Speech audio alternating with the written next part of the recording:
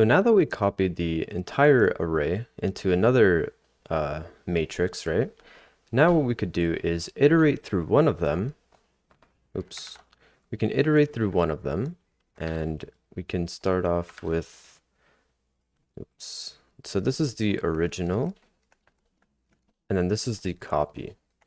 So we can iterate through the original, and we could make changes to the copy, and then just return the copy afterwards, right?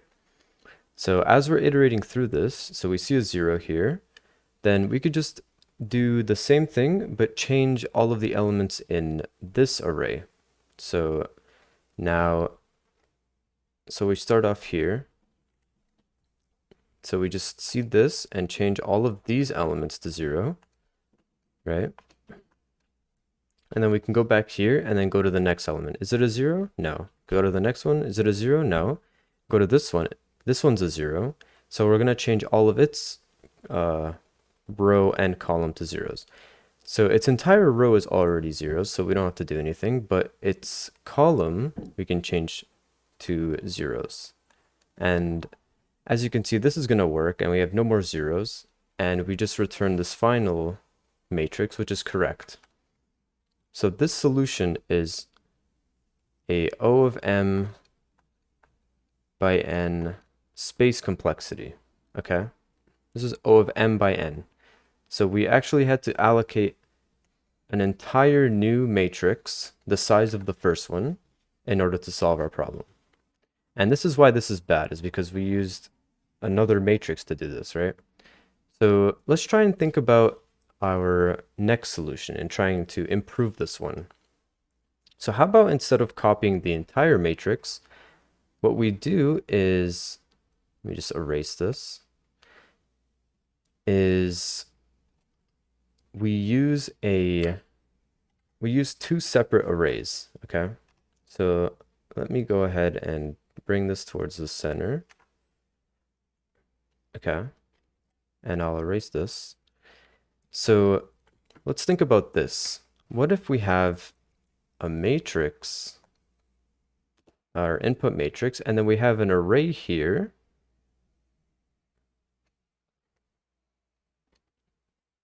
as well as an array here. Okay.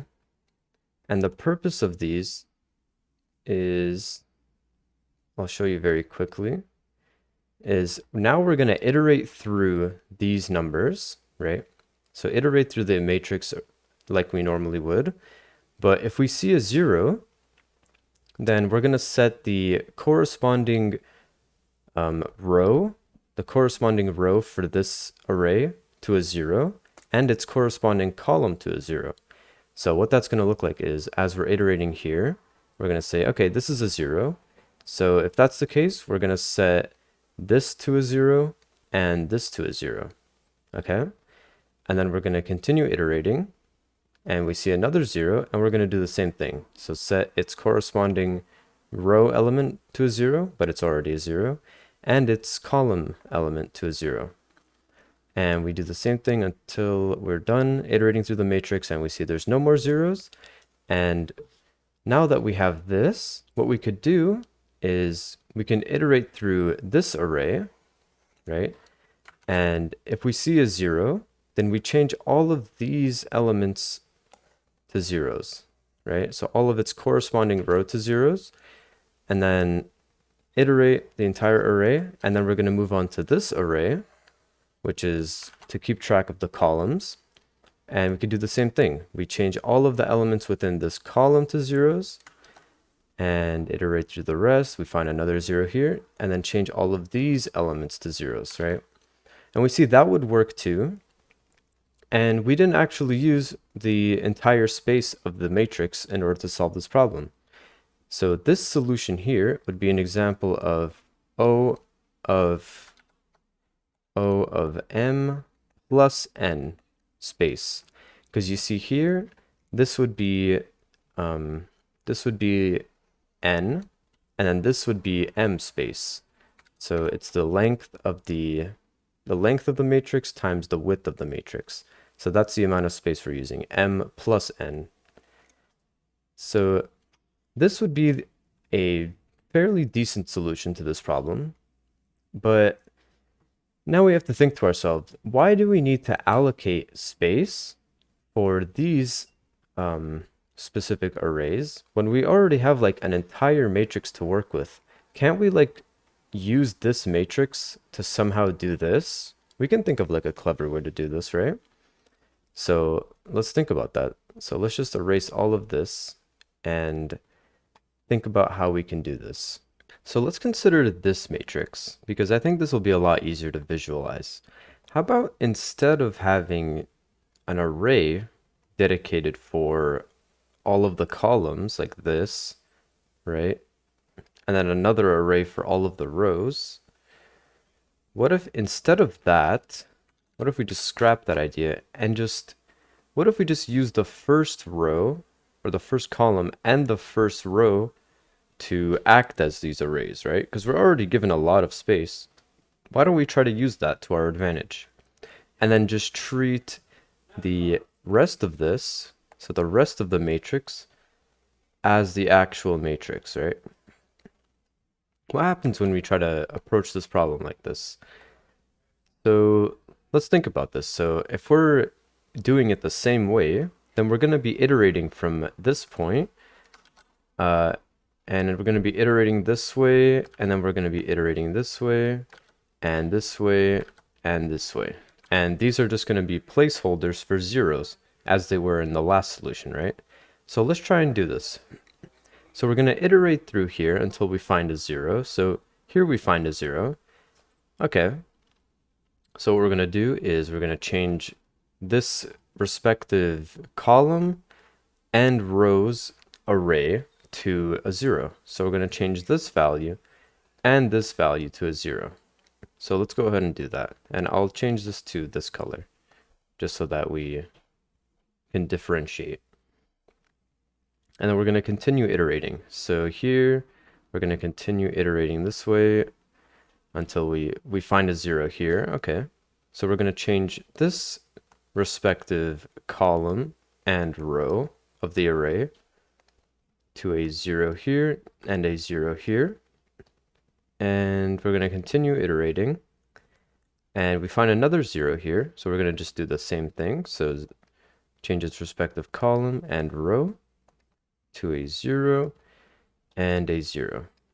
And now that we've done that and we've iterated through the entire mini matrix and we've changed all of the respective values to zeros, now what we could do is iterate through this column, right? So going from here all the way through here, iterate through this column, and every time we see a 0, we're going to change this entire row to a 0 if we see a 0, okay? So let's go ahead and do that. So iterate through it. We find a 0 here. So we're going to change this, this, and this to a 0. Okay? So fill this all with zeros. And we're going to continue doing that. So iterate through here. And here we get to a 0. So we're going to change all of these values to zeros. 0, 0, 0, 0, 0. And here's the last one. So change all of these values to zeros. 0, 0, 0, 0, 0. And so that's good for this column array. Now we have to worry about the row array, right? So do the same thing. So we start here and we change all of these values to 0. So this is going to become a 0. So 0. Go to this one, change all of these values to zeros. So this is going to be a 0. 0. And we're going to continue iterating through here. And this is the last 0. So we're just going to change this one to a 0. And that should be our final array, right? It should just look like this. This should be our solution array, right? And that works, right? That looks right. Now, what is the problem with this? It's that if I undo all of our changes and go back to the original, which I cannot do anymore, but that's okay. Here, let's just change these values, right? So the only issue with this is that these could just be any values. 4, 5, 6, 7, 8, 9, 2, 3. So the only problem with this solution is that what if there is a 0 already in our specific like column or row array that we're treating this as? What if there's already a 0 there? So it's gonna like fill in the entire thing with zeros when, or it's gonna fill up like this entire, like for example, let's take in like this, instead of a 4, let's say this was a 0. What's gonna happen is it's gonna change our entire column here to 0. So it's gonna make all of these zeros. So then it's gonna make the entire array zeros. And that's a problem, right? So we could try to think of a solution past this point and how to overcome this. So what we can do is in the beginning of our algorithm, we can create two specific booleans to help us solve this problem. So we could say our first boolean is going to be first column 0, right? And it's going to start off at false. And we're going to iterate through this first column. We're going to iterate through here. And if we find a 0, this is going to be set to true. This is going to be set to true, right? And we're going to do the same thing, but we're going to have another boolean called first row 0. Okay? And this is going to be set to false initially. And we're going to do the same thing, but for this first row. And we iterate through it, and we see there are no zeros here, so this is going to stay false, okay? And now that we know this, now we can begin to do the exact same thing, okay? We can begin to do the exact same process where we take this mini matrix and we just slot in the zeros respectively. So let's do that. So here we will take this 0, or sorry, didn't mean to erase that. We erase this part and set these to zeros. Continue iterating until we get to this point and erase its respective row and column and set those to zeros, just like that. And continue iterating and we get to this last 0 and set these respective row and columns to zeros, right? So now that we understand this sort of clever in-place way to solve this problem, we could go ahead and implement this. So starting off, what we're going to want to do is set our Boolean variables. So Boolean first column 0 is equal to false initially, as well as our first row 0. We're going to both set them to false. So we are going to iterate through the first row and first column of the array. And if we find a 0, then we're going to set one of the respective values to true, right? So first we're going to do is iterate through the column, the first column. So for int I equals 0, I is less than matrix.length, I plus plus. So iterate through the first column. So if matrix at I 0 is equal to 0, then just set first call 0 equal to true. Okay, so this would be iterating from all of these elements. So the 0, then 3, then 1, and it's going to look for a 0. And we're going to want to do the same thing, but for the first row. So for int j equals 0, j is less than matrix 0.length. So taking the first row and looking at its length, j plus plus, and if matrix at 0, j equals 0, then the first row 0 boolean is going to be set to true. Okay, so now that we took care of that, what we could start to do is actually begin going through the mini matrix and looking through all of the values and then inputting the respective zeros where they need to go in our little indicator arrays, right? So we can go ahead and do that. So for int I equals 1, and it's going to equal 1 because we're going to be starting at, so this is the part that we're going to be iterating through, like this part. And so this would be 1, 1, and we're going to be iterating through here, right? So it's going to start at 1, and our j will also start at 1. I is less than matrix dot length, I plus plus, and also iterating into j equals 1. J is less than matrix at 0 dot length, j plus plus, and we can begin. So if we find a 0 at any point, then we're going to change the respective row variable and column variable to zeros. So if this was the 0 that we find, we're going to be changing this value and this value. So we have to implement that logic. So if matrix at ij equals 0, then matrix at I0 is going to be set to 0. So that would correspond to this value here, right? And then matrix at 0j is going to also be set to 0. So that would be this value. Perfect. So that's just for setting the indicators. So this is setting 0 indicators. Okay?